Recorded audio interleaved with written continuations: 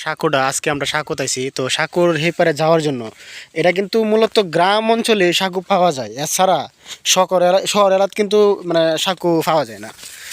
আর সাঁকো দিয়ে ছোটোবেলা গোসল করা, মানে সাঁকো থেকে লাফ দিয়ে পড়া, এটা কিন্তু আলাদা একটা মজা। আমার সামনে এই যে দেখতে আছেন আমার বন্ধু, ওরে নিয়ে আমি মূলত সাঁকোর এই পারে যাব। তো সাথেই থাকেন, তো দেখতে থাকেন, আমি চাইতেছি সাঁকুর এই যে বাঁশগুলো আছে না, এগুলো কিন্তু দৌড়িয়ে দৌড়িয়ে যাওয়ান লাগে, তা না হলে কিন্তু পড়ার একটা রিস্ক থাকে। আর যারা সাঁকুতে অভ্যস্ত তারা তো সমস্যা নাই, নতুন অবস্থায় সাঁকু পার হওয়াটা অনেক রিস্কের বিষয়।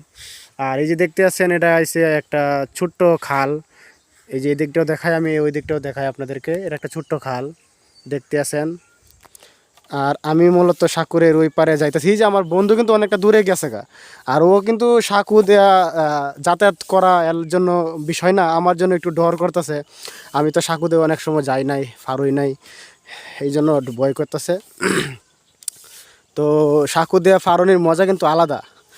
যারা শহরও থাকে এরা কিন্তু এই ফিল্ডে হয় না, এই দেখেন এই যে আরেকটা সাঁকু আছে এই পারে, যারা শহরে থাকে সাঁকু দিয়ে চলাফেরা করার জন্য এটা কিন্তু তারা ফিল পায় না অথবা এটা মজা পায় না। কিন্তু দেখেন আমরা কত সৌভাগ্য, যে সাঁকু দিয়ে পার হওয়াটা কত একটা আনন্দময়, কত মজা লাগতেছে, ধরে ধরে যাওয়া হইতেছে, ঠিক না?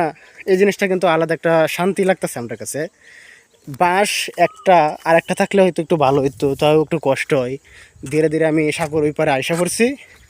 তো সাঁকোটা এই যে হাই দে বসে আছে ও, আর এই যে সম্পূর্ণ যে সাঁকোটা পার হয়েছি দেখতে আছেন। তো ভালো থাকেন, আমাদের পাশে পাশে থাকেন, সাবস্ক্রাইবার করেন, ধন্যবাদ। লাইকটাও কইরেন, কষ্ট করি তো আপনাদের জন্যই।